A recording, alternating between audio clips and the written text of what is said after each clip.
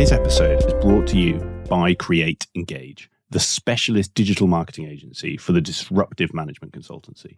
Now, for long-time listeners, you will probably already know who we are. You may have even heard one of our ads on a previous episode of this podcast. But for those of you who don't, here is a short introduction. At Create Engage, we help you create an effective marketing strategy for your consultancy, a strategy that will resonate with your target clients. And then we support you by delivering the campaigns you need to turn that strategy into a reality, helping you to build your brand, raise your profile with your prospective clients, and ultimately generate return on investment from your marketing activity. Now, I could tell you about many of the great clients that we work with and the results we've delivered for them.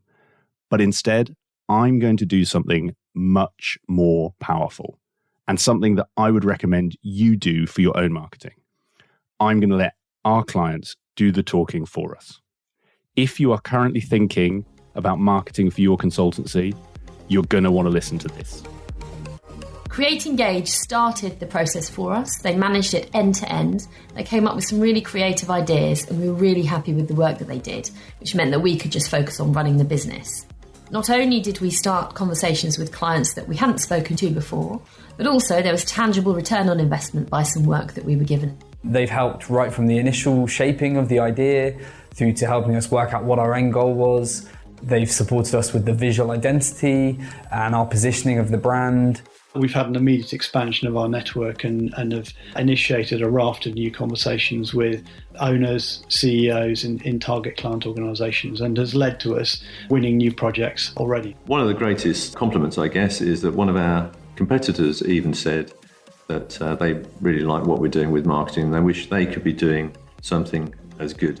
So from our perspective, we couldn't recommend Create Engage any more than this. I would certainly recommend Create Engage if you're a consulting firm. They really understand consultancies and the sort of challenges we face. And I don't think you're going to get much better marketing anywhere else. So I wouldn't hesitate to recommend Create Engage. They did a really good job for us. So if you're looking for an agency that can help you achieve the results that our clients just described, then head to our website, createengage.co.uk, where you can find out more about how we support consulting firms like you. You can download our latest ebook and you can get in touch to talk about how we can help you take your consultancy to the next level through digital marketing. Hi, and welcome to today's episode of Climbing Consulting. In today's conversation, I speak with Jonathan Davis, Managing Director at Avaloq. Jonathan was introduced to me by Simon Williams, former guest on the show. Having asked him who he would recommend, he pointed me Jonathan's way, and I can tell you it was a fantastic recommendation, and I'm really pleased to be able to share this conversation with you. Jonathan started his career at Anderson's in the late 1980s, where he managed to get his foot in the door despite not having the educational success of many of his peers. That didn't stop him, though, and he worked his way up from the unloved outsourcing department to becoming an equity partner at the time of the famed Accenture IPO. Since then, he has taken on a raft of varied and challenging roles, from attempting to buy the well-known UK car manufacturer Caterham to helping to turn around the FS consultancy Capco, through to leading FIS's 2,500 person, £400 million Middle East and Africa business. As you'd expect, he's learned a huge amount along the way about what makes good consulting teams tick and how to build colleague and client relationships that really work, as well as the ups and downs of his career. In this one, Jonathan and I delve deeper into the human side of consulting and talk about how Jonathan overcame his own insecurities at the start of his career. We also touch on why and how people perform well in their roles and what it takes to be a top consultant and the value of diversity at all levels in your organization. Few people in our industry can match Jonathan's breadth of experience, and he brings so many valuable insights into today's conversation. Whatever stage you're at in your career, whether you're attempting to break into consulting, refine your leadership skills, or maybe you're looking to broaden out your portfolio and try something different, I know that you're really going to enjoy this conversation. So with the intro done, dusted, all that's left to say is please enjoy my conversation with Jonathan Davis. Jonathan, welcome to the podcast. Thank you, Nick. Lovely to see you. So I'm really looking forward to this. I know we've had a bit of a chat, and obviously we were introduced by Simon Williams, speaks highly of you from your time as a non-exec at DMW, and really keen to touch on a lot of the journey that I guess led to that and beyond. And maybe we start, I guess, for my listeners who don't know you so well, it'd be great to get a bit of an overview on your career and how you got to where you are today. Yeah, I'd be very happy to do that. And thank you to Simon for the introduction. Simon has been a formative part of my career, I suppose. We met at Anderson Consulting many, many years ago, and then his story at DMW was incredibly impressive. And so it was really interesting to see somebody like Simon, who was a fantastic consultant with a small c, for whom it's a career grade, make progress. And I learned a lot from Simon. So thank you. Yeah. So my story is that if you start at where I am now, I'm managing director for mergers, acquisitions and restructuring at Avaloq, which involves working with the chief exec of the business to help to understand where we should take the business over the next 3 to 5 years, what the structure should look like, where we want to focus and so on. And that's now, and that is a recent change. For the 4 years prior to that, I was the managing director for the UK and Ireland business for Avaloq, which was a P&L management position where I was responsible for sales and delivery to all of Avaloq's clients and new in the UK and Ireland. But where did it all start? A long time ago. I realised the other day when I got a third COVID vaccination, that aged me quite significantly. Fortunately, the chap that let me into the car park said, "You don't look old enough to have this," but unfortunately I am. So anyway, 35 years. Actually, it's interesting. It's 35 years odd career, and Simon I met very early on in it, along with a chap called Christopher Dean, who I'm still in touch with, who was very involved with Simon at DMW. And actually, that was part of my very early history. So where did I start? I started as a computer operator for Arthur Andersen in the form it was when Arthur Andersen was still an entity before it disappeared. And then I had a very structured career, which proved to be extremely valuable to me in later career and life. But I went through a long process, an 11-year career of going up through being computer operator. Then I tested systems, and then I was involved in building systems and infrastructure. And then I moved on into managing those builds, managing bigger pieces of projects and systems integration and so on. So I went up through a very structured path of being an assistant consultant, a manager, a senior manager, an associate partner, and then a partner at Anderson Consulting as it was, with the theme of technology and outsourcing as a strong theme through all of the things that I did. After I left there, so I was at Arthur Anderson Consulting and Accenture for 23 years in all. The firm obviously went public in the year 2000. I stayed for 10, 11 years after that and worked with it as it became a corporation, which in and of itself was quite an interesting process to observe, actually. A consulting firm becoming a corporation was, or a partnership becoming a corporation, perhaps I should put more accurately, was a very interesting process to watch. So I left after that, and I went, at that time I had a thirst to do something entrepreneurial. So I actually went and worked, I was a contractor actually, working for the Royal Mail's innovation group, which was called IRED, and we put together a proposition which in those days was quite innovative. Nowadays it wouldn't be seen as, but it was to try and create an electronic post box for everybody in the country based on postcode to lodge all important documentation, and then to look at how you could turn the Royal Mail into what it really is, which is a brilliant logistics network to deliver everything for the last mile to the front door. So I did that for a while, and that obviously didn't go anywhere particularly for all sorts of reasons, but it was an interesting process. I then went to be the head of capital markets at Capco, which was a brilliant business. It was a functionally very strong content-driven consulting firm, much smaller than the firm I'd come from. And it was an interesting back to your roots, really. So I was there for 3 years and 4 years, actually, I think, and saw really interesting. It's interesting to see Capco go through almost exactly the same growth path that Anderson Consulting had gone through, but just in a much shorter period of time because of size and scale.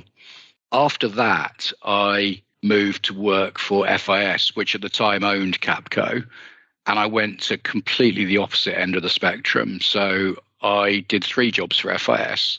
I started off because I decided that I actually, at that point, I wasn't completely sure what I wanted to do. So I went to work for FIS for a chap called Mark Davey, who was a brilliant individual. Unfortunately, Mark died some time ago, but he was a fantastic guy. And he asked me to help him close a contract with Sainsbury's Bank for core banking systems.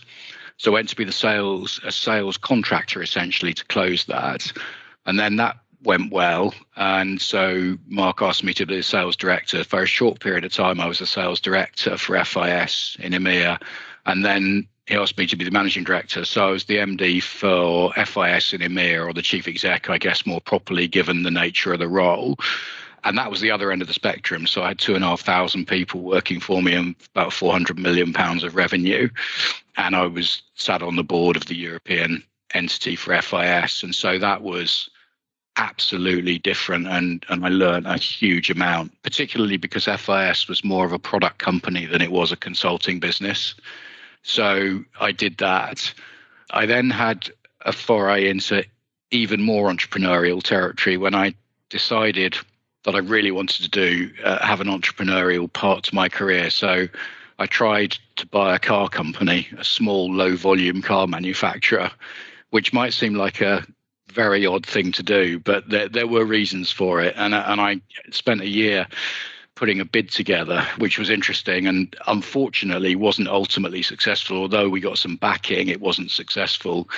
And so I then decided what to want to do next. And I thought that actually I really liked the smaller end of business, and Avaloq came along as an opportunity. And that's when, coming full circle to where I started, I joined Avaloq as the managing director for the UK and Ireland business. Fantastic, Jonathan. Well, I think a great walk through your journey so far, and a lot of things for us to dig into there. And I almost, just because it intrigued me in what you've just said, and I think is probably the part that, in terms of the story, will take us slightly out of consulting. So I'm going to start with it, just because I'm sure I'm not the only person who's curious. You mentioned around this small car manufacturer and putting a bid together on that. I'd love to know a bit more about that, the story. And, you talked about how you learned a lot there, and, it was overall, even though it didn't quite come off, it was an enjoyable, interesting, really good sort of experience. Can you just share a bit more of that story, how it came about, the journey, and I guess also any lessons or learnings that could help our audience? So Caterham was fascinating. I wanted to try and see if we could to buy the company for a couple of reasons. One was I had a real urge to do something entrepreneurial and to run a business and really feel as though I was taking a business from a stable position to a growth position, to be able to leverage a product that was really good, but that was not maximizing its potential in the market, and to take a team of people that was really interesting, actually. The team of people there was fascinating. I'll come back to that in a second. But I decided to try because the company had characteristics where I thought we could do something with it. I knew a fair bit about it, and I was a customer of the business.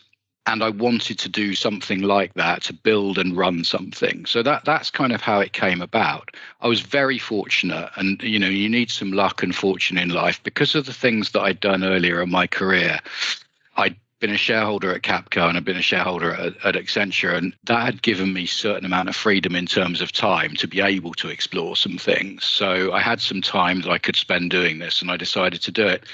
When we got into the thing, a number of things became apparent. One was it was well worth doing because the group of people at Caterham was fascinating. They employ a whole range of people, including probably little known people who've had quite some difficulty in life. For example, people who've been in prison in the local area were taken on by the company and given the opportunity to get back into employment and so on. So it's quite an interesting business in many ways.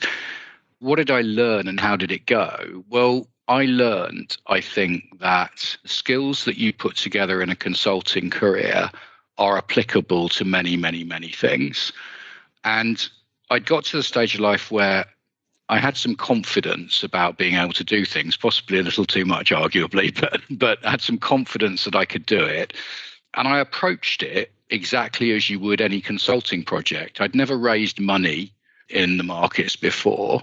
I'd not had to build a team from scratch before that had the credibility to be given an opportunity like that.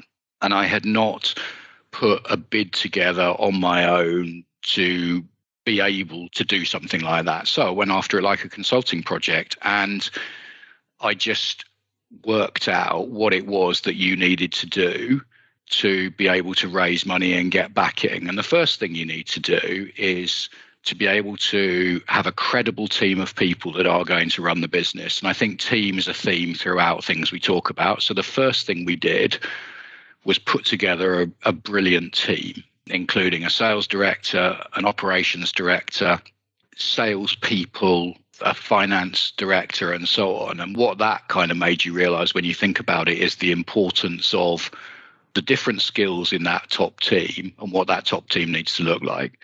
The second thing I learned is that business plan is everything. You've got to be able to explain in great detail what you're going to do, why you're going to do it, how you're going to do it, and most importantly, what it is that gives evidence that you're going to be able to meet that. And so I went after raising the money, like I say, like a project. The third thing I learned is that networking with people and relationship is essential. So if you play time forwards, what happened? Well, we did get backing from 2 private equity businesses to buy the company. And I've still got the letter somewhere or other that says, we'll back you to be the chief exec to buy this business. Jonathan, just so I can understand to your point around the order. So you assembled the management team you described, and that was almost the go-to-market for investment is if you invest in us and we secure the business, this will be the team running it. Is that where that team fitted into the approach, just so I'm placing it? Yeah, put prosaically, several people said to us that they would rather invest in a fantastic team of people with a slightly substandard idea than a brilliant idea with a substandard team of people. So yes, that's it essentially. And then the networking part is to find money and to get backing. You need to be able to find your way into the funding market. And that's a question of relentlessly pursuing contacts, leveraging all the ones you've got, and then going from one to the next. So we must have approached 30 probably in the end, and we got backed by 2. What was quite interesting about it was that there's a credibility building exercise. And actually, I likened it to being a small person looking through a wire fence at big people playing football and unable to find your way into the game. Can you elaborate on that? I love the metaphor. So yeah, please. So, you're outside, you want to go and play football, but you can't find a hole in the fence. The people inside are the people with funding. They're playing football. They're all passing the ball to each other. They're exchanging ideas. They're funding each other's companies. They're doing all of this. And you can't get in because they don't know you and they don't know your background and you have no credibility. And so you have to find a hole in the fence. And the hole in the fence is putting the team together and building that credibility and that story and just unrelentingly going to talk to people, get tips from them, understand what makes them react and what makes them not react, finding a hole in the fence, and then they let you be part of the game. The trigger for us was finding an investor that was aligned with the company that we wanted to buy. And their alignment was in 2 ways. The first was the length of time they wanted to invest for, which was 7 years. The second was British brand, and that was their investment strategy. They were all around brand and around building market presence through brand. And what they saw in what we brought to them was a brand that was really strong but underexploited. And so when we lined those 2 things up, and then interestingly, once we got one offer, we started to get quite a lot of others as well. And that was the piece. But really it came through, it was all about relationship and connections. That's what got it done. And just to finish the story. So you got the funding, but you mentioned you were unsuccessful. I'm intrigued. If it's not a sort of interesting juncture, stop me, but were there any learnings from that phase of you'd got the team, you'd got the money, unfortunately fell at the last hurdle? Looking back, is there anything you could have done differently to overcome that last hurdle, or was that something out of your hands completely? I don't know. So what it comes down to is the very cliched expression that time kills deals. So because I didn't know how to raise money, it took us a long time to do it, or me a long time to do it. And so in the time it took me to raise it, the price to buy the business went up. The owner of the business was in financial difficulty at the time that we made the original pitch. By the time we found the money, the financial difficulty had eased and the price had gone up. So actually it ended up being our decision not to pursue it, because we still could have bought it, but not at a price that would have enabled us to make any money. So I would say there's a couple of lessons in it, actually. One I learned, and one I probably always knew, and I look back possibly with some regret. The one I knew was that we took too long to do it. So the only question is, could I have been a bit more creative in getting more help to get the money, and could I have found the money earlier? Was there a different path to that? I don't know. That might have made a difference. The one I learned from the very skilled private equity people we worked with is don't pay too much money for something. On that latter point, was there ever a tension for you almost in that sort of sunk cost bias? Because when you tell the story back, it makes perfect sense. The price had gone up, therefore it was no longer a lucrative deal for you. I suspect at the time, having invested however much time you had, gone on that journey, that there was an element of you just want to do it because you've put all the effort in. How did you avoid that? Was that, to your point, the private equity house almost stepping in? Was that yourself? And I'm just fascinated how you avoided that sunk cost bias that many people can fall into in situations like that. It's such a good question. I think that I and the team were given very good guidance. The private equity team didn't want to proceed at that price. We did try very, very hard to see if we could get the price to the right level, and probably carried on. The mistake we probably made was spending too much time after the point at which it became clear we shouldn't pursue it any further. So they gave good guidance, and it was helpful actually that they were there and that they made that decision. So they wouldn't proceed. Had it been our money, free and clear, I think we might have made a mistake, because I think we might have gone on and done it. And I think that would have been a mistake. And so that's one, if you're thinking about lessons over a career, it's one I definitely learned. There was always this thing, I remember watching various things on the TV and various advice I've had over the years, which says that, the amount of money that you make in a business is somewhat to do with the price that you sell at, but it's significantly more to do with the price that you buy at, whatever business you're in. So yeah, it was really valuable, I think, and how to dispassionately let go of something if it's the right thing to do. Yeah, and I think often in whatever walk of life, be it business, personal, can often be the hardest thing to do as well. You mentioned around some of the elements of your consulting career, and I'm keen to sort of take us through some of those steps, because I think you touched on some lessons there that you've said will transcend your whole career, and I'd love to dig into those. And maybe we start with something, and this is in part touches on the conversation we had in preparation for this podcast, but I'll lead in with, you mentioned around Anderson's. And I think something that stood and stuck with me from our last conversation was that you said there's a lot of things in life that are impossible, but there's also a lot of things that people don't think are possible, which actually are possible. And maybe the sort of lead into this, and I'll let you decide if this is the right one, is actually the record that you held at Anderson's, because I think particularly for our listeners, I think that could be quite a nice way to set the scene for that mantra, but also to sort of tell them about, the journey that you went on, and particularly how you got into Anderson's and were an equity partner at the time of the IPO. I suppose, yes, happy to go through that. And perhaps as a preface to that, to say that one of the things I think is encouraging about the world is that I think in many ways it's become a kind of more understanding place, and that I actually might not have felt comfortable to tell this part of the story at some stages in the past, I think. And I think the way that the world was when I started was different, and there was a sort of embarrassment factor, if you like, about the story that I'll tell you. But so in terms of possible and impossible, just to summarize, I think where your question is, if I think I jokingly said to you that despite some people's views, some things are impossible. I will never run 100 meters in 10 seconds. That is completely impossible. So there are impossible things in life. But what turned out not to be impossible was becoming an equity partner in one of the blue chip consulting firms with a very, very, very poor educational background.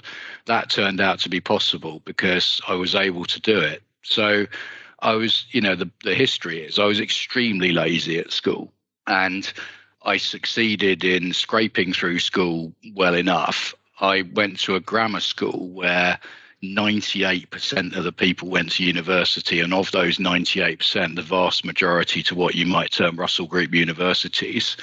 And I didn't. I went to an incredibly lowly ranked university. In fact, at the time, it wasn't even a university, it was a polytechnic. And so I found myself in quite an interesting position. So at the time, I left university with a very poor degree as well, because I was quite lazy at university or poly as well as at school. And so I was in the employment market without a job, trying to work out what to do. And at that point, I decided that I needed to do something. So I wrote, I think, 500 letters to different organizations, trying to see if I could become a system programmer in a computing department. I got no answers to any of them. And then I got a bit of, I think it demonstrates you do need some luck in life as well as some diligence. So I was fortunate, and I got an interview with Arthur Andersen, as it was at the time, and they were setting up an outsourcing business. And for a very, very brief period of time, they relaxed their normal education qualification standards. And so to join the consulting business, you would have had to have been to a top 5 university and got a 2-1 or a first degree. And I had neither of those. But anyway, long story short, I got employed by the outsourcing business, which at the time was based in Chiswick in West London and had 6 people in it, which is quite interesting because I think there are now 300,000 people in Accenture's outsourcing business. But I started, I think, when there were 6. And it was a really interesting background. So I joined something that was incredibly uncomfortable for a while, because it was very clear that the consulting business was a premier brand and the outsourcing business wasn't, to the extent that this will be hard to believe perhaps for listeners, but the consulting employees had voicemails and the outsourcing employees didn't, because there was cost associated with it and one was deemed to be more valuable than the other. So that's what I mean. And I spent some pretty uncomfortable times. I always remember hating social events where, because that group was very uniform and they'd all come out of university at the same time, the immediate conversation was, where did you go to university? Which was a question that I'd really rather not answer in that company. But, anyway, I did realize that I'd, through good fortune, managed to end up in an extremely good organization. I worked at that point. Laziness finally left me and I worked extremely hard, traveled a lot, built some skills, and I was very fortunate to work with some of the most talented people you'll come across, people like Simon Williams being a great example of somebody who joined the consulting practice, had a tremendous career there. And, the end result was I grew up through the standard career path. I transferred from the outsourcing business to the consulting business after a couple of years, and I did indeed become an equity partner, which may be a record that I think I was the only equity partner ever that didn't come from a top 5 university with a 2-1 or first class degree. It may stand as a record, actually, like athletics records, isn't it? I think it may stand as a record for all where the time. rules change and no one can can beat you. You can break it because the partnership doesn't exist anymore. So maybe it will last. Just to your point there, Jonathan, around the transition, and this may be or may not be important, but I'm interested to dig into it. You mentioned, obviously, luck played a little part, and then laziness left you work bloody hard.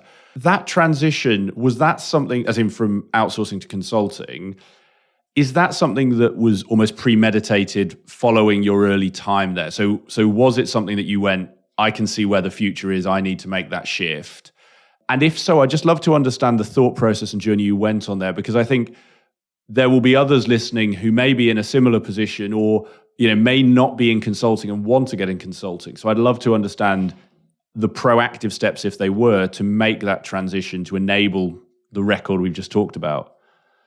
Yeah, I think It's really interesting, isn't it? Because I think some of it is a function of environment. It's very hard to explain to the listeners, I think, what life was like, 33 years ago in that company. But it was very different. It was very clear that at the time, success was more likely to come in the consulting business and the outsourcing business. And that's not a reflection on the skills of the men and women in outsourcing. Absolutely not. It's just the way it was at the time. That's what the company had been and where all the success and money had come from.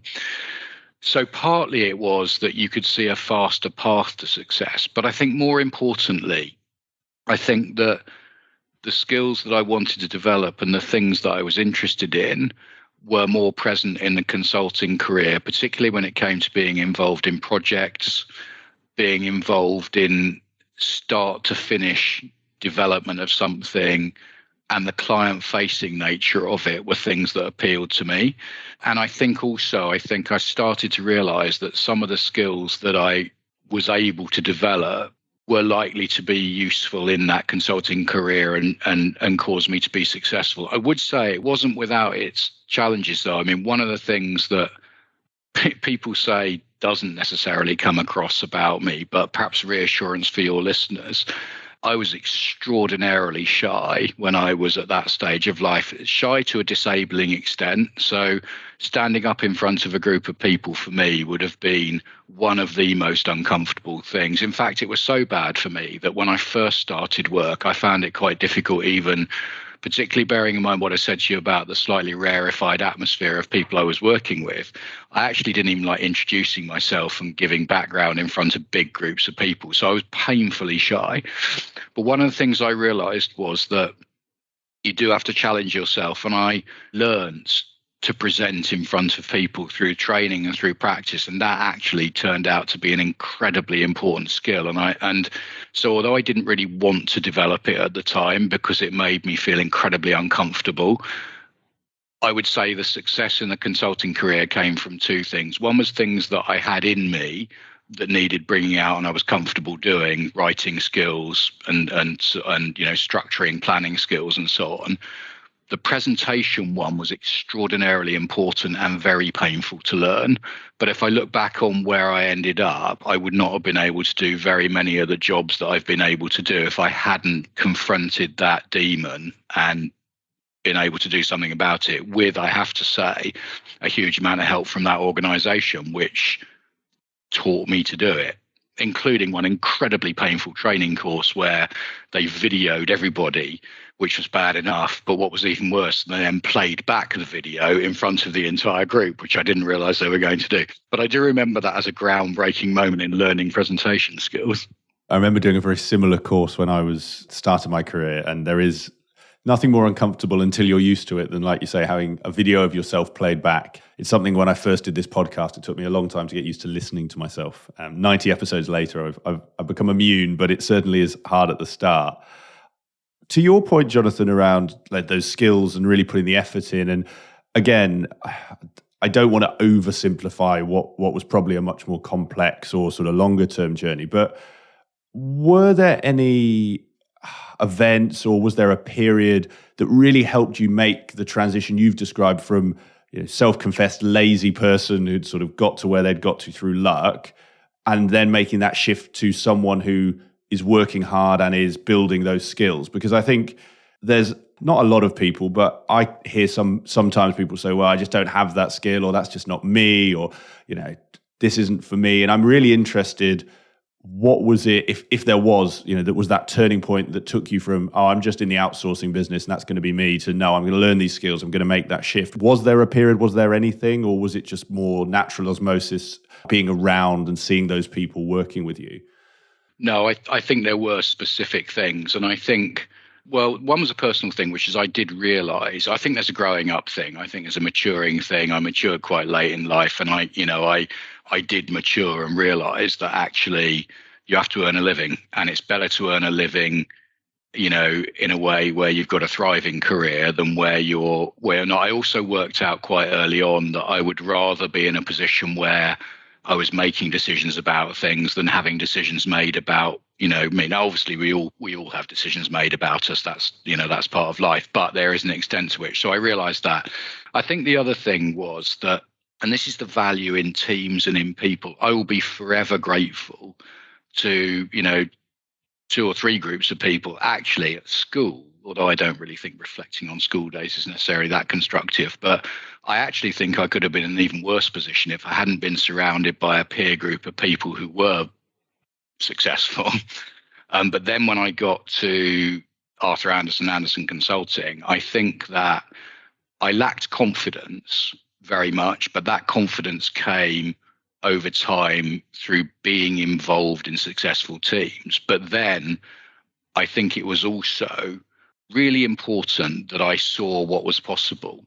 So in the early days, we had very young people running very big teams of people. People in their mid-20s running teams of 60 or 70 people testing things, and it was, when you saw that, I don't think without the example of having seen that, I would have realized that was possible and then challenged myself to do it. So I think sometimes that's why role models, and we talk a lot about role models these days, don't we? I think role models are important because they show you what is possible to some extent. Now, of course, somebody's got to lead and do it in the first place, but that's why leaders are important perhaps in life. I think it's a really powerful point. And actually that point around, like you say, role models, I think the fact they can be anyone and anywhere, it doesn't just have to be, and I think social media can sometimes be to blame for this, the Elon Musks or the Richard Bransons.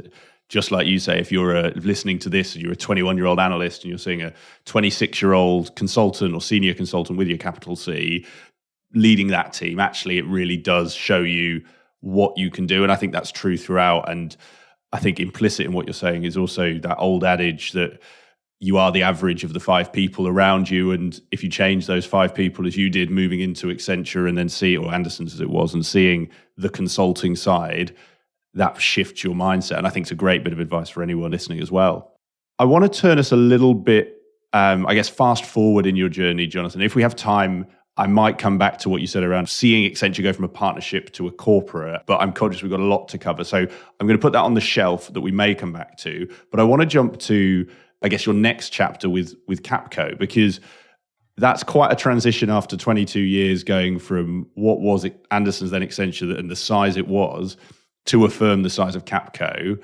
And particularly, I think, a firm in the position that Capco was when you joined. So if you're happy to, would you be able to just share, where Capco was and particularly, those early experiences of the business that you joined, just to paint the picture of where it was for our listeners as you joined and then before you took it on the journey that you and the leadership team did?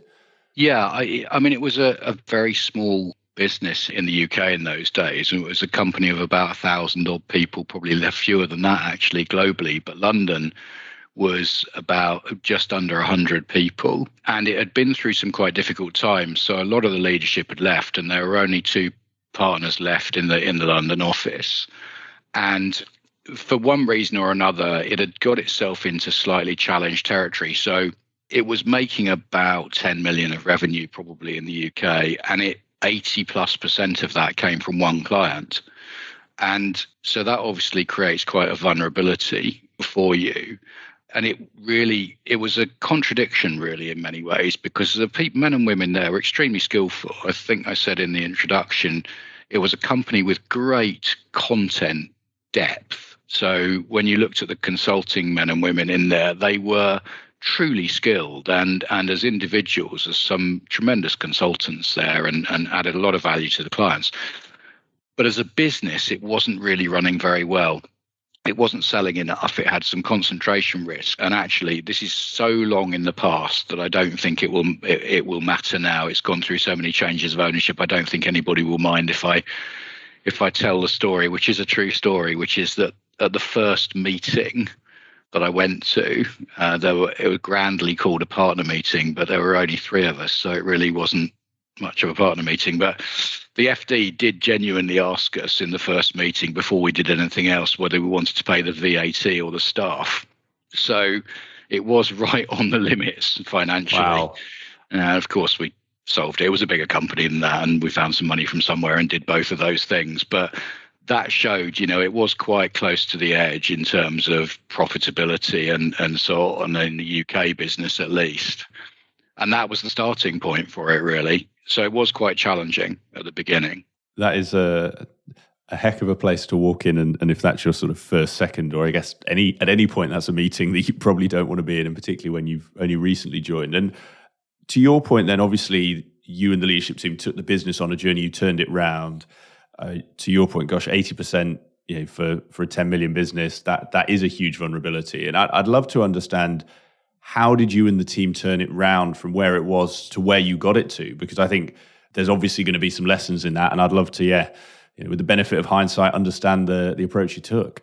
Yeah, and I think credit is, it's really important that you reflect the credit in the right place. I was there for somewhat over, nearly 4 years, I think, in the end. And the first 18 months of the recovery, was myself and, a fairly small number of other people. And then some real talent, more talent recruited from other places, including Accenture, actually. And that then kicked the thing on to, a whole nother level. So that a lot of credit in the second half of my time there is due to other people, definitely. But, the end result after 3 years, a while ago, so I can't exactly remember the numbers, but I think we got to about 350 people and about 55 million of revenue and about 8 or 9 clients that were meaningful. So it was really quite a big change. As I say, down to lots and lots of people, not just me. But I think project which I sort of, funny how these things stick in your mind, it was called Project Purple, for the project to recover the thing in the first place. What did we do? Well, I genuinely think that there are some simple things that work in consulting businesses, but they work other places as well. And that's what I discovered when I took these experiences to other places. I hope this isn't too simplistic a thing for you and the listeners, but I start from the principle that actually it doesn't matter what business you're running, whether you're selling washing machines, training shoes, pharmaceuticals, software, or consulting. There are only really 2 things that matter, and everything else flow from them. And those 2 things are the clients and the people that you work with. Your team and the clients is it. Everything else flows from that. And people sort of argue, well, you need a good product, but ultimately the product flows from your team of men and women putting it together. It might flow over a long period of time, but nevertheless, it flows from that. And so I think it's, first of all, this relentless focus on those 2 things. What happened? Built a fantastic team. That's the first thing. And change some people. You do have to, changing people is difficult because in firms like that, there are people who've been in place for a long time, who are very dominant, who might not necessarily be, I wouldn't say good or bad, because again, I don't believe in people being good or bad. I believe in people being in the right job, or maybe a job that doesn't fit so well. That's another thing that maybe we touch on later, is a real experience from consulting actually about why people perform in jobs. Well, if it's not going to stop your train of thought, Jonathan, I'd love to know to that point, how did you know who was the right person or right people and who wasn't? Because I suspect that's, to your point, you've got to get that right to get the right people. I don't know, was there something you applied there? How did you do it? I think some of it. I think there is an extent to which, and it depends how you measure yourself and what job you want to put yourself in. I think that 90% of the time that people don't, if you think about the negative, don't perform in jobs, I think it's because they're either poorly managed or because they're not in the right job. And the right job for me, I just try and keep things simple, is, there are 3 axes. There's the size and scale of the job, there's the level of seniority, and there's the content. And, those 3 things sort of determine if people are fitting in across those 3. But if any one of those isn't right, then you can find people struggling.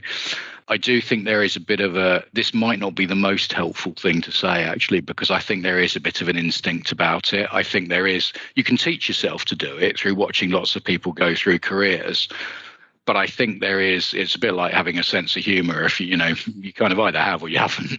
And I think there is some of that. A lot of it is watching what happens analytically to people over the years. But I always used to say that I reckon that by the time you were a senior manager at one of the consulting firms, if you took 100 new entry graduates and interviewed them all for 10 minutes, if you had the time, you could probably work out, with a high degree of accuracy, which 5 could become partners. Not which 5 definitely would, but which 5, probably could. I'm fascinated by that. What would tell you, or what are the things you would be looking out for in that? I know it's hypothetical, but what would be those things that make you go, yeah, that's the one, or could be the one? Two things: analytical ability and relationship building. If you can build it's the way that people interact and the way they build relationships. The ability to build relationships in consulting at the right level is probably the most important skill that you have. Content's important.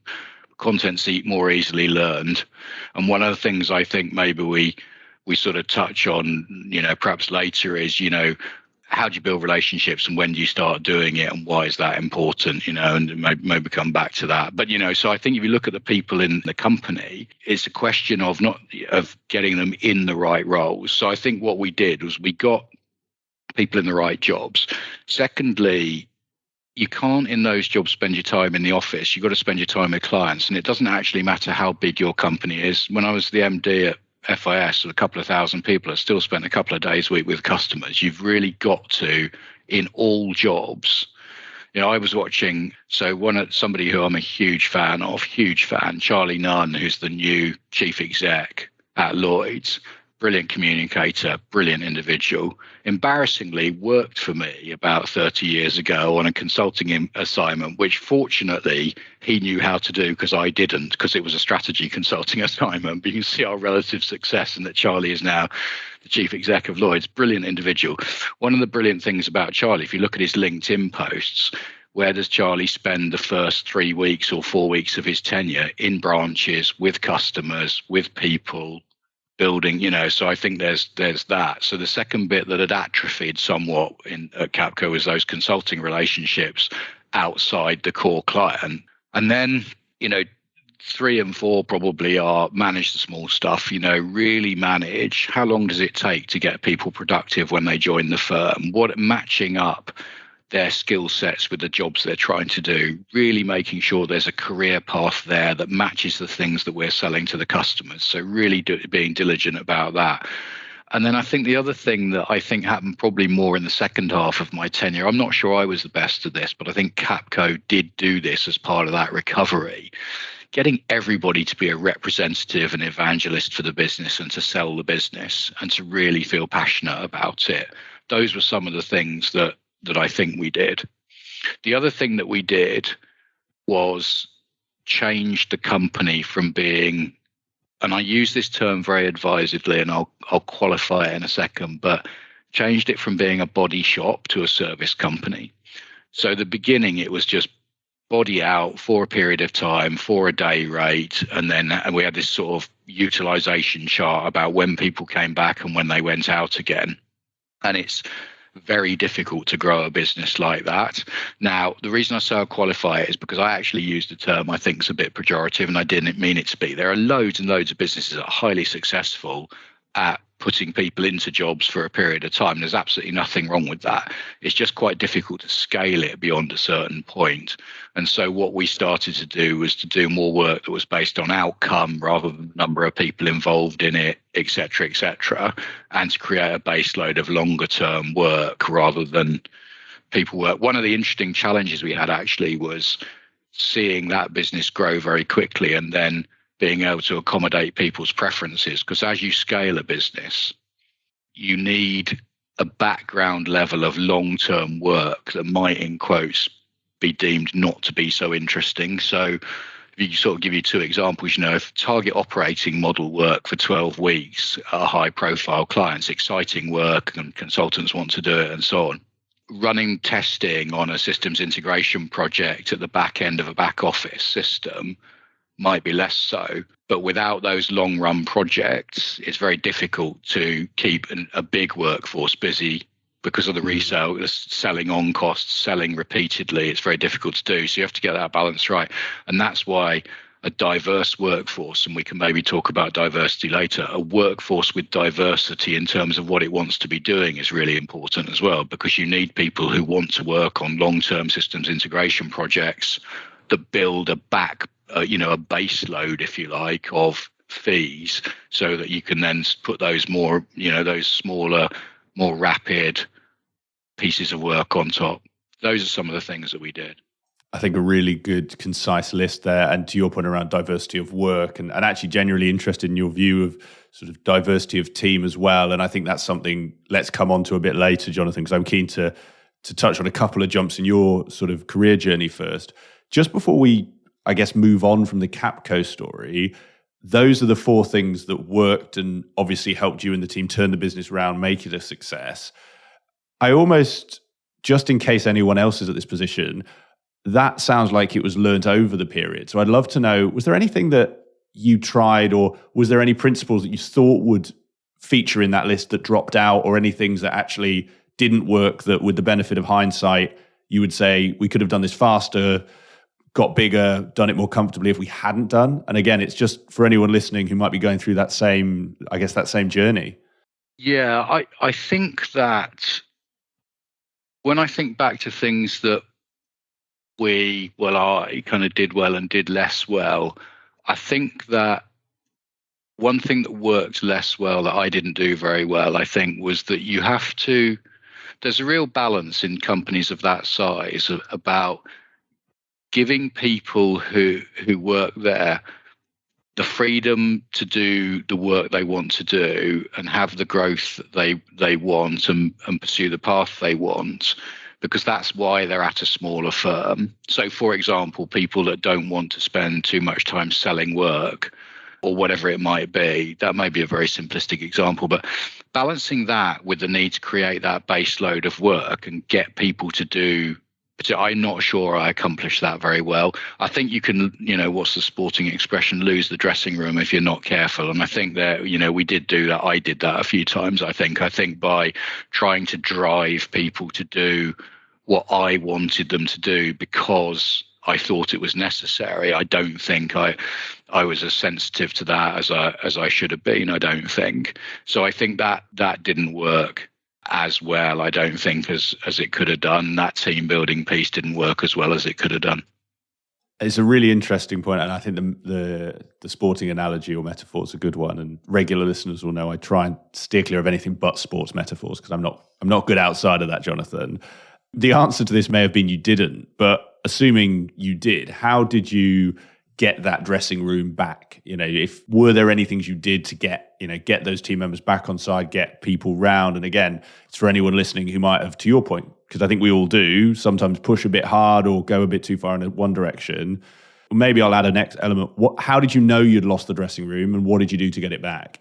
I think this is expressing some weakness and some vulnerability, to be honest with you. I'm not sure I did, but I think that I listened to people that told me that we had. So I think we survey people a lot now. We really do genuinely try and find out what they think. Unfortunately, I listened, and I think once you've got yourself in that position, I think sometimes you need help to get out of it. And I think that by that time, we were sort of 2 years in probably. And I think the influx of people from Accenture, the people that came in did a tremendous job. So we knew it needed to be done. And some other people helped a lot with that, I think, in that one of the things that happened was a massive resurgence in the social side of the company. And there were a huge number of clubs that were established and social things that were established. Other people, I'm not so good at that. And other people did that. And that made a difference, definitely. So I think there was a change in the atmosphere of the thing. So what would I say? A couple of things. Listen to the people around you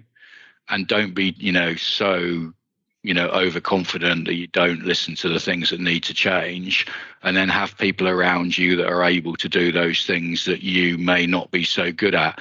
I would say, I think that I've used that beyond Capco more effectively than I used it at Capco. You have to get through the experience, don't you? And so I think I took it with me rather than solving it at the time, perhaps.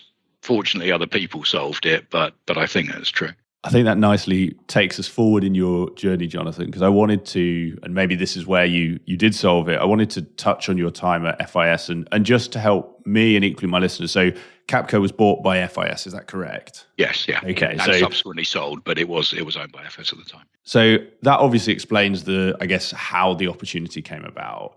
The thing that I'd be intrigued by, and again, you can sort of tell me how this story sort of unfolded, is I've spoken to a lot of people on this show who have worked in the big consultancies and have gone to smaller consultancies. And very often that is because they want they want something that the big consultancy can't give them in terms of size, entrepreneurialism, whatever it might be. But usually that is then something that they either stick with or continue to go smaller. So I've had some guests who will say, was at Big Four Accenture, then slightly smaller competitor X, then onto smaller competitor Y, and they really like going down that sort of size trajectory. I've had very few people who have gone to a smaller organization and then gone back up into a bigger one. Now, as I say, this might simply be because of the acquisition. It was a natural move, but I'd love to understand how you found, I guess, why you said yes to the FIS role, given it was moving from what was a smaller firm to a much larger firm and role, and how you found that shift back to that world. Did it happen naturally, given you'd been at Accenture for so long, or was there actually more of a culture shock than maybe you'd expected? Yeah, so I did it for two reasons. The first was that actually it did have a consulting element to it, but FIS was also a very big product company. And I thought at that stage it would be really interesting to be involved in product as well as services. And so that was part of it. But the other reason was it was an opportunity which was unusual actually in its nature, which was that that they were looking for somebody to do that role, and just because of the way it worked, the key thing about it was that it was a proper chief exec role. So I did it because all the jobs I'd had in the past, even the one at Capco, you're still a partner in a consulting firm and you're responsible, if you want to think about it in financial terms, down to gross margin level, really, aren't you? And the rest of it down to net margin is the corporation. Even if you're a partner at one of the big consulting firms, you're still only responsible down to gross margin for your client revenue. Can you just, and it'd just be great if you could elaborate on that for those who might not be familiar. What is that distinction? Why is it important? Yeah, so I mean that you're, as a partner, you're measured by, do your projects and do your clients generate a certain amount of money? So you get revenue from the client, and the costs are the costs of people you put on the projects. And that's the outturn. And that's how you're measured. And do you sell that work and do you deliver that? Come down to net margin. Somebody then takes the cost of the buildings, the cost of insurance, the cost of, the corporate overhead, the cost of whatever. So you get down from whatever it is, 40% at project level down to 15% at company level. So the FIS job was a proper job from a P&L point of view, where I was responsible for everything, right down to the full P&L, including the costs of everything we did, as well as the project piece. So it was attractive in that sense. And I knew that it would be experience building to do it, because I hadn't done that before. So I learned a lot of things that the scale of it was interesting to me, because it was an opportunity to do something at a scale that I hadn't before.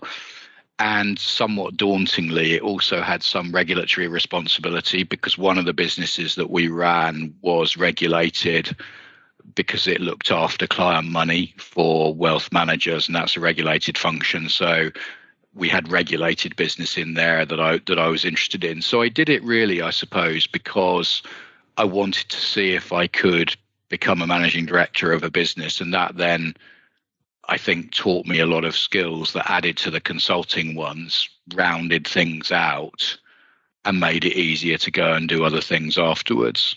So that was why. What were those skills? Because to your point, it is a different role, but on the face of it, it can seem like just a different title. What were those, I guess, new skills or different skills that you found yourself really having to get to grips with that you maybe hadn't as a consulting partner? One, you're absolutely right, and it wasn't really a function of that different job. It was a function of scale. And it was really that if you're going to run that sort of size and scale of business, you need people working for you that are capable of managing very big things. And so that's not always the case in consulting thing. But, if you've got 400 million of revenue, really, what do you need? You need an HR director, a finance director, and 4 people capable of running $100 million business, basically, is what you need. And that's quite different. So the types of people that you've got working for you. But then I think the other 2 skills, and 2 things were, again, one was more to do with the nature of the business, which was the very significant diversity of business. So everything from call centers, people paid on a very different basis and, doing really quite different jobs, from consulting jobs in call centers through to software developers through to big projects. So the diversity of the team was a second thing. But then if you think about the P&L piece, and the nature of the proper MD or chief exec job, you have to be the chairman of a board of a company and be able to run a board meeting for a company, which you don't have to do as a consultant. And the second thing you have to be able to do is to manage the below the line costs, which you don't have to pay any attention to as a consultant. So I would say those 2 things are probably the big additions. Which did you find harder and why? That's a brilliant question. So I found one terrifying and one harder. Tell me about both. Regulation's terrifying because, if you make mistakes with regulation, it can be awful. The consequences can be horrific. I remember one of the companies that we were sort of peripherally involved with got fined. Absolutely, this one will remain nameless, but £80 million for a client money error. And we ran a business that ran client money, and it probably didn't make, it didn't make £80 million a year, never mind be able to pay an £80 million fine. So that one was terrifying, plus the personal responsibility for it, which actually wasn't as onerous for me and us as it is these days. The senior management control regime is very daunting, I think, for the men and women that take those responsibilities. I have huge admiration for them. It's daunting. So that one was terrifying. I always think that team thing, as I said earlier, it's important to recognize what you're good at, hopefully some things, and recognize things where you're less strong. The one I found hardest was the financial side. I'm not by nature a CFO, or, the financial piece of it was more difficult for me. And so you need a very good finance director, because I found myself feeling comfortable making the decisions once I understood, but I really need somebody that thoroughly understands the financials of a company like that, so they can help me to see what the decisions are that we need to make. And once I know what the decisions are, I'm fine with that. But I found that bit quite difficult. So the regulation one, and I actually started my career with the FSA as it was then. So I feel your pain, because it is there for a reason, and regulation is needed. And sadly, many failings have shown that. But I do feel for senior managers having to navigate that as you have a full-time job on top. And largely, those type of failures rarely are of your making. In smaller firms, they can be. But when you're a firm the size that FIS were then, you probably didn't speak to the client money managers on a daily, weekly, or maybe even monthly basis. And actually, the responsibility you held was significant. I think there is, though, and I don't know if this was something you cultivated or if just it came to your point earlier around your journey at Anderson. There's quite a lot of humility, though, in your point around the finances, because going in as that CEO, some people would want to, I guess, hide their weaknesses and not want to be seen as someone who isn't as strong in that space. Is that just a skill that you cultivated? How did you develop that humility, or was it something you've had sort of throughout your time? That's a great question. I think that it's 2 things. I think one is that I said earlier on that I hated presenting to people. So I think I always had a sort of certain element of, a confidence, whatever it is. But I think most importantly, somebody, and I wish I could remember who it was, because it's a brilliant bit of advice, told me very early in a consulting career that one of the only things you can really get wrong that causes real damage in a consulting career is not to raise an issue when it should be raised in the right way to the right person. And the reason that was a more sage piece of advice than it seems, when you say it just like that, it sounds very simple. But actually, it's a sage piece of advice, because what they were saying was, raise the issue even if the immediate effect is deleterious to you. So basically they're saying, if you raise an issue that says, I can't do this, that may result, for example, in at the next open outcry promotion meeting, you not being promoted. So there could be a real consequence of saying, I can't do this. But the point was, that's significantly better than trying to do it, failing to do it, causing, all these other things. And so I suppose I had that in my mind. You get yourself in trouble if you aren't clear about what you can do and what you can't do. And I think, one of the important things is all the successful men and women out there, listening to this, you're all good at loads of stuff. And so be confident about the things that you're really good at, of which there will be many, and then just make sure that you fill the gaps on those. So I think, it was conscious. This is a really big scale, big thing, and if you get this wrong, it can have really serious consequences. And I think you have to be considerate. I think it can have really serious consequences for your team and for other people. And your point just now was really insightful, because one of the scary things, isn't it, is when you're affected by something you've got no control over. With the best will in the world, you can't control what 2,500 people do. Or you can actually not control it, but you can influence it. And the way you influence it is by building the right team. I used to think about this thing where everything's my fault. It's always my fault. Because even if some people in the call center, as actually did once, have a fight in the car park, you can they did actually, is that your fault? Well, of course it's not. Well, it is actually. You employed them, your employment policies, your management policies, your management team, all the way down. So ultimately, long answer to your question, that yes, I did consciously decide that it's important to be open about what you know and what you don't.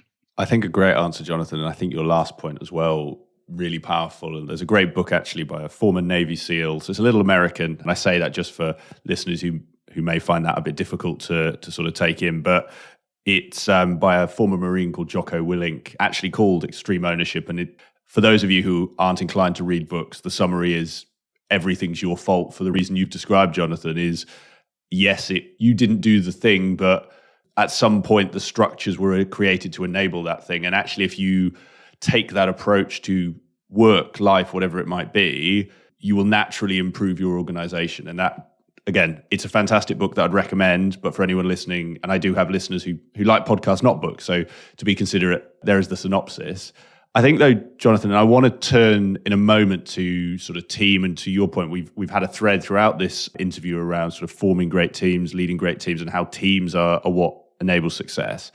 But to your example there about the fight in the car park, how did you get comfortable leading 2,500 people without finding yourself up every night worrying what they're all doing? And I say that as someone who's never done it, and I'm sure other listeners are wondering, someone might be leading a project team of 10 or 20 and constantly be worrying about them. You extrapolate that up. How did you not spend every day worrying what your 2,500 people were doing, or more specifically doing wrong? Yeah, I think it's a great point, Nick. And I think, how do you not worry about it? Well, I think the first thing is, it's difficult because it is unquestionably true, or I think unquestionably true, that stress and anxiety comes from having things in your life that either you care about or that affect you a lot that you can't control. And really, that when you think about most situations, and so having a couple of thousand people that you can't control but can do things that affect you does have its stresses. There's no question about it. Unfortunately, in the incident with the fight in the car park, it was on video, so it was fairly clear who'd caused it. So actually the result was easy to I digress. How do you do it? It is a constant theme in what we've talked about, which is that I believe in teams that work for you of a certain size and scale and with a certain skill set. And there's a crucial thing about the relationship between the person leading a team and the person in that team as a management team. So the first is the 5 or 6, and it probably is 5 or 6 men or women that work for you are absolutely critical. If you get them right in terms of their fit with the job, because of the fact that they're right in terms of what we said before, their content knowledge, the fact that they're comfortable at that size and scale, and they're comfortable at that level of seniority, they will operate in the right way, and that will then cascade down. And I'm not saying that hierarchy is everything, but when you've got that number of people, some sort of hierarchy is. Now, it doesn't mean that we operated hierarchically in every respect, but there is some sort of structure there required. The other thing, so why do I say 5 or 6? I mean, there'd be lots of change consultants out there who might be saying, this is amateur change consulting and you should stick to selling financial products or something, which might be right. But I think it's 5 or 6, because I think if you've got a management team of 10, no one of those individuals is doing a big enough job, and you end up doing the job for all of them. And you can't do that with 2,500 people. If you've got 2 people working for you, you're unnecessary, because they're both doing so much of the job that actually, there isn't a job there for somebody to lead. So the right number is important when you've got that scale. The other thing is the gap in skills, capability and experience between the management team and the person leading it is crucial. And the reason I say that is because it works in both ways. If the gap in skills and experience is too small, then the people in the management team feel micromanaged, and the person leading ends up trying to make all the same decisions that they're making. You fall over each other. If the gap is too big, and I'm sure the listeners have experienced both of those, the person leading, that's when the stress really starts, because the people in the team can't take on big enough things to be able to enable the thing to run safely. So that gap, if that gap isn't right between the person leading and the team, management team, then that's when it gets incredibly stressful. In the micromanagement case, it gets stressful for the management team. In the gap case, it gets incredibly stressful for the leader. So really, that's what it's about. And that's why I obsess about that group of people that work directly for you. And that's how you do it. And then you have to, it sounds cliche, but it's true. You just have to worry about the things that you can control and don't worry about the things that you can't. And the things that you can control are to communicate really well to that very large group of people in town hall, in whatever format it is, and get your management team right, and then make sure that your management team then coach their management teams and all structures to operate in that way. It sounds perhaps overly simplistic, I don't know, but that's kind of how I didn't worry about it too much. I think a really good answer, and simple is usually better. As we all know as consultants, some things can be overcomplicated. And I find what we do now as an agency, we help firms do exactly that, is make the complex simple, because usually the simplest is the best. And I love what you were saying there around the sort of different sizes and I guess the challenges that come from, like you say, a management team that's too large or a management team that's too small.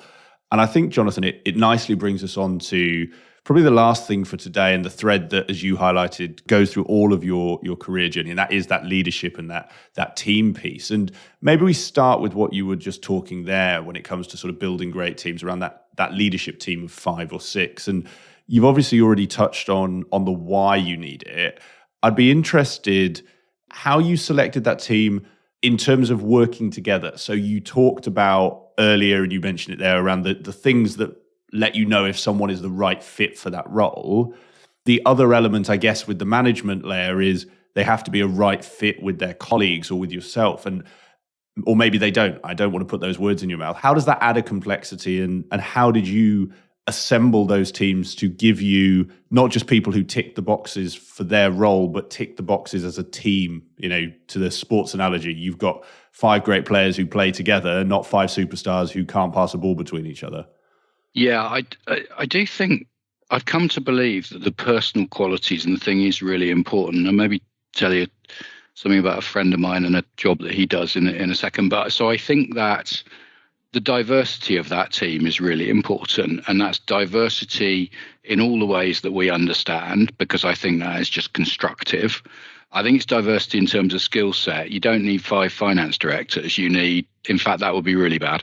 Even though my financial skills aren't that strong, having 5 finance directors would be unhelpful, I think, just safe to say. I'm sure there's a joke there about them all walking into a bar, but maybe that's for another podcast. From another podcast, yeah, exactly. So I think that diversity is right. I really do think that you have to create a bond between those people as well. So they've got to have the right skills, they've got to have the right diversity, they've got to be in the right job. They really do have to want to work together. And there are a couple of examples of that, I think, that you can give. One's things I've experienced, and one is somebody that, again, you like your, like me, you like your sporting comparisons. And so there's one there. The one I would say is I've watched really, really interesting situations with management teams that really aren't working very well, even though they might have the right skills. And I suspect that many of our consultants, many of the consultants, again, with a small c at all levels of their career listening, will have seen this with client engagements. You'll have a team that really doesn't work very well, and then you will go out for a day of team building and do something ridiculous. And, what would be an example? We went and played human table football once with a team of people, which was extraordinary. It was also ridiculous. But what was quite interesting about it was, after doing something ridiculous, how different that team was. And, those interactions, and that the people seeing each other doing things that are a bit ridiculous definitely helps, and they become more human. So it's about being human. It's about having those bonds, and it's about having a common goal.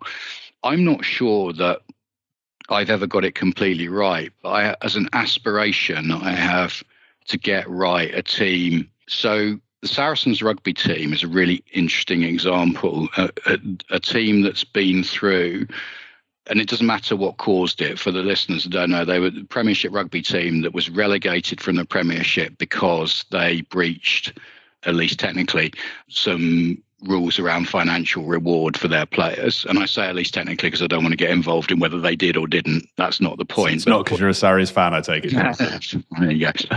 But they suffered very badly from that. One of the things that was extraordinary was that they had a team full of internationals and very highly rated players, all of whom could have gone to other clubs for much higher pay, probably in many cases, during the period of time that they were in the next division down, and none of them did. And I know a couple of the guys there, and I talked to one of them, and they have an incredible bond between these people.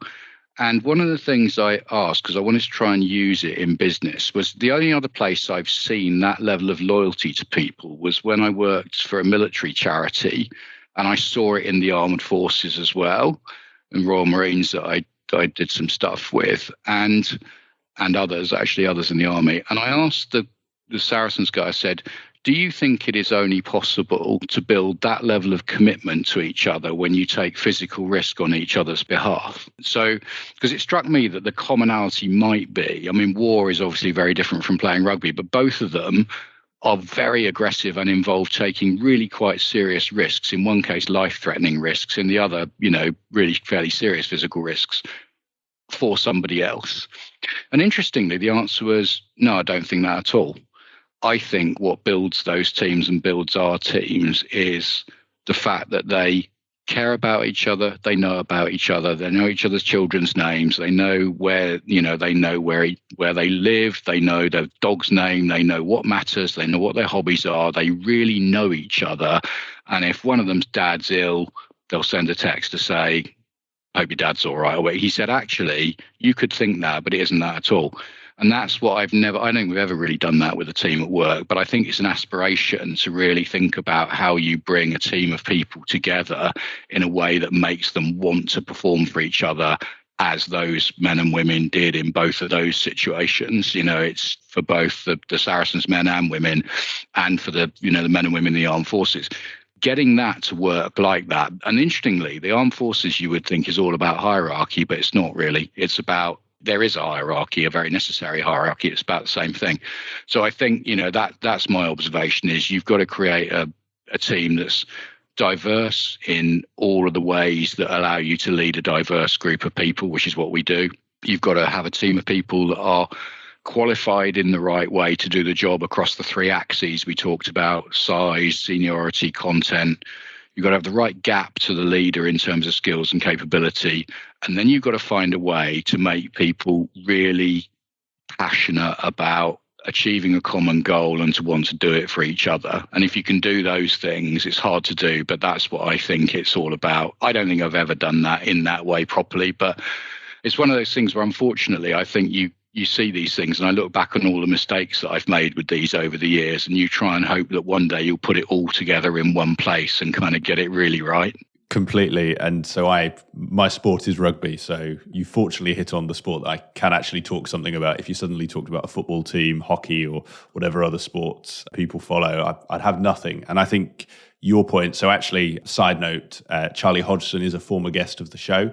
So I've talked to him a bit about, that culture. And I know prior to sort of Alex Sanderson moving on, the Wolf Pack, as they called it, the interesting addition, as I'm sure your contacts there probably told you better than I know, is they are quite unusual in the sport of actually the balance of training versus social activity. So it was quite well known, the team building. And I think to your point around the corporate example of the sort of physical or the real in life table football, often it's those shared experiences and bonds and personality, because yes, that's you're going to be committed to an organization if you know the people and care about them. And I know personally, I've worked in organizations where I couldn't tell you the name of the people one desk over. We've all been in those offices. Gosh, I remember where you sort of talk and people look over and tut because you should be working. And those are the places. And I think the changes to the world that we're seeing at the moment have only made that starker, because if you're just at your laptop at home, if there isn't more than work becomes a commodity, and that's not a way you can build a team. I'd be fascinated, Jonathan, this probably will be my last question on the topic, but brings us nicely up to today, to your point around the benefits of hindsight we've learned from Saracens and just your career. Obviously, you're now with Avaloq, and I'd love to know how you are implementing some of those pieces of advice that you just gave to our listeners. How are you doing that for your own team to build and grow the team as you want? Yeah, I think it's probably talking about, bringing it all together. I think the first 2 years here was probably the best job that I've done. And so there was some fantastic raw material. Avaloq is a very human organization, and I think has it's a very respectful culture, and a culture that's very people focused and considerate of people. So the raw materials, there's also a tremendous amount of skill and capability in the organization and knowledge. I talked about Capco's functional and content knowledge being incredibly strong, and Avaloq was similar. So yeah, I think it was all about, one of the things that you realize is that, I'm not sure how to express this really, but success is important. It's one of the things that we did that triggered it was we created sales success, an incredibly talented sales leadership in the organization in the UK. And it is easier, I would say. And so it shouldn't be too, you shouldn't get too overconfident about these things, because there's no question that it's easier to develop teams in growing organizations than it is in organizations that are static or declining. And, the men and women that are dealing with static and declining organizations from a revenue point of view, that's incredibly hard. So, but I think, to be fair, I suppose we did create that sales success, and that sales success then caused us to be able to give growth and to make it an exciting place to work and to build those teams. And I think it was about, providing people with interesting work, doing new things, and providing that environment. I think that, what has been stark, I think everybody would say this, and don't mean to overplay it, but COVID has been extraordinarily difficult. I do think that, we've been very fortunate, and I do count us as an organization and us as human beings as very fortunate in that we didn't have to furlough people, thank goodness, and the many people that have suffered from that, I feel incredibly sorry for the impact that's had on them, and then people that have lost their jobs and taken pay cuts. It's been really awful for many people. It has, it's caused damage to everybody, and I think that it is interesting to see that team building thing been significantly more difficult over the last couple of years. But yeah, I think that's what it's about. Well, I think, Jonathan, that is a great place for us to start to draw to a close for today, because I think we've covered a ton of ground. I'm also very aware it's a Friday afternoon, approaching Friday evening, and I don't want to keep you too much longer into your weekend. So I've got two last questions, and these are ones I ask all my guests. So had Simon's answers as well, so it'll be interesting to see how you compare. And the first one is about books. Now, it's worth saying you might not be a reader, and if not, that's fine. This could be podcasts, this could be magazines, YouTubes, but it is really about where you get insight from or share insight. And I'll ask the question as I ask it, and you can take it as you want, which is, what is the book or books that you've given away or read yourself most, and why is that? So I am a reader, and the only thing I'm slightly embarrassed about probably goes back to my youth. It's not terribly intellectual, perhaps, but I'm sure there'll be many more intellectual answers. Harry Potter is a very good answer. It isn't Harry Potter. It's probably a bit more boring than that, but there are three. So the first one is a book called Getting to Yes, which was based, and you probably know, on the Harvard Negotiation Project. I think negotiation is an incredibly important skill, and it underpins almost everything we do in life in a hidden form or a more obvious form. And that book is brilliant. And so I've given that book to lots of people, and I used it myself, and I think it's really good. The second one, just because it's fun, is a book called Freakonomics, which was written by Stephen Levitt, University of Chicago. And that's just a fascinating and slightly controversial take on a number of real world things, but it makes you think.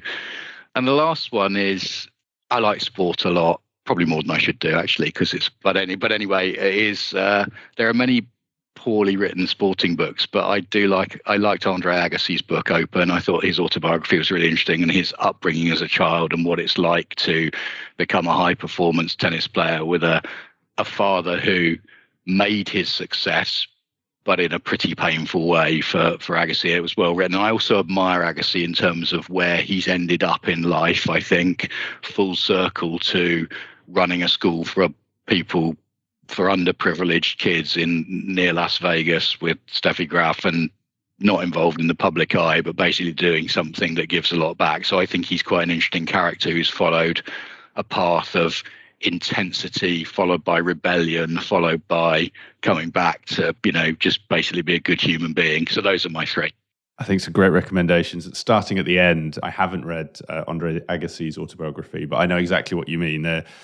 In the myriad of sports autobiographies, there are very few good ones, but those that are very good. And I think the way you've described that definitely sounds like a fantastic read. And equally, like you, I like my sports, never been particularly good at them, which is probably why I picked team sports, because you can hide among you are the average of the five, and I could hide among the other four. But actually that mentality and psychology of a solo sports person, and the effort and I guess challenges that can take, sounds fascinating. And then the other two, I think, great. I think you're probably the first guest to recommend Getting to Yes. You've probably also read Getting Past No, which I'm sure a lot of, being natural, cynical consultants, people will probably just jump to straight away now.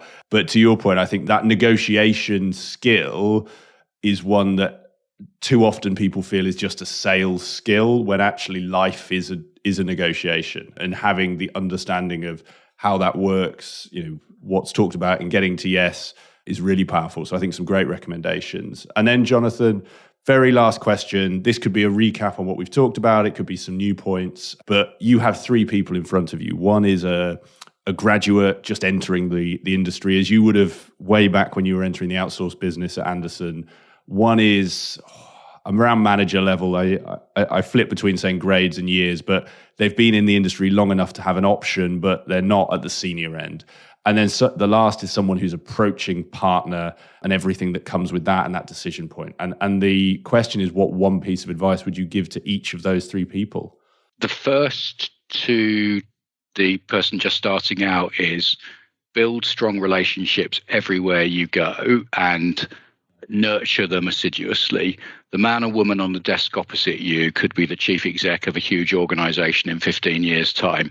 And there's something really interesting about relationships, which is that it's a bit like, why do famous people mostly have as their friends people they grew up with? Well, it's because they're the only people they know are really their friends, rather than their friends because of the position that they have in life. Chief execs are like that. The ones that I know that I have the best relationships on, we're the ones that I started work with when we were kids. So that one's powerful, I think. 4 or 5 years in, focus. It's very easy 4 or 5 years in to start to do loads of different things and doing, my career has been lots of different things, but there's been a technology theme through it. There've been a number of themes through it. So I think I would say follow those themes and keep consistency. The second is try and really observe a sort of rule that's always worked for me, which is that career at that stage, at all stages, but definitely at that stage, is 50% your responsibility and 50% the responsibility of the company you work for in terms of shaping it. Make sure they do their bit in terms of making the opportunities available to you, but do your bit too, and decide what you want to do approach it proactively and constructively and make sure the two mesh. And then, really think about, it doesn't mean closing off parts for yourself at that stage of life, but don't try and do 1,000 things. Try and think of what the, things are. The other thing I would say is, when we talked about Caterham, what I said was that actually the core skills that I learned served me well in that situation. So the core consulting skills. So I would say really focus on making sure that you develop those core consulting skills, because it doesn't matter what you go on to do later, they will serve you well. The last one, approaching partner, probably two things.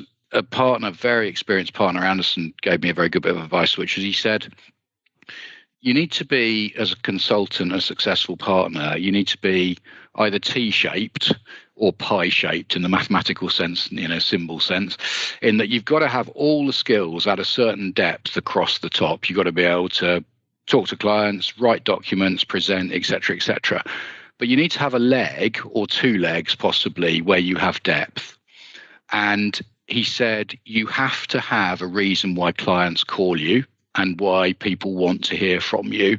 And the T in the T shape or the pie in the pie shape are the two deep ones, the ones that are the reasons. So for me these days is actually not so much subject matter expert, it comes back to getting to yes, I'm all right at negotiating deals. And that's what people come to me for most. You need your thing. And the other is, if you're approaching partner, it's a very tough place to be, because there are lots of people who really desperately want to get there, and some may and some won't. But I can say that the firms that select partners are very good at it, and they're usually pretty meritocratic. And the thing that determines whether you get through or not, usually, regardless of all the fairness, unfairness stuff, is whether you create value for the firm and value for the client. And I would say, don't kid yourself. You know if you are deep down, if you're creating value for the client or if you're creating value for your firm. And your team point was really interesting, Nick, which is, you said, team sports, you can hide. Well, you can't hide if you want to become a partner. And what you will do probably is make a bad decision, because you will end up not being realistic with yourself. You aren't really creating value.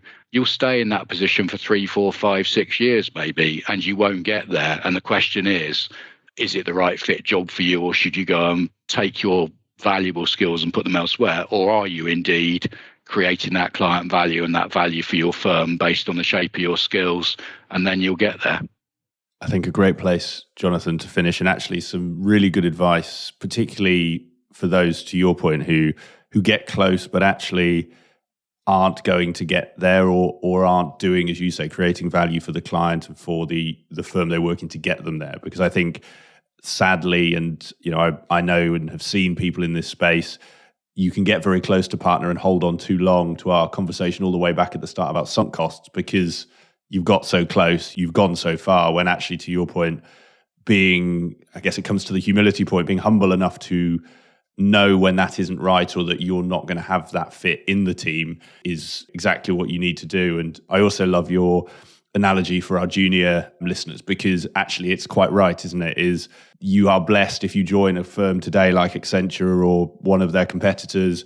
Those people could go on to be that CEO, and they will be the ones that remember you. And as simple as going for a beer with them every few months, it's a brilliant way to keep in touch. Well, Jonathan, thank you very much. I've really enjoyed this conversation. Simon was correct when he said you'd be a brilliant guest. So thank you to him. Thank you to you. All that's left to ask is, for anyone who's enjoyed today, wants to find out more about yourself, where would you point them to? Where can they get in touch? LinkedIn is perfect, or jonathan.davis@avaloq.com. Amazing, Jonathan. Well, I'll put both of those in the show notes so people have them. And all that's left to say is thank you very much, and enjoy your weekend. Pleasure. Thank you for your time, Nick. It's really enjoyable. Cheers. I hope you enjoyed today's episode of Climbing Consulting. If you have any guest recommendations, comments, ideas, thoughts on how I can make this show better for you, just drop me an email. It's nick@createengage.co.uk, and I really look forward to hearing from you.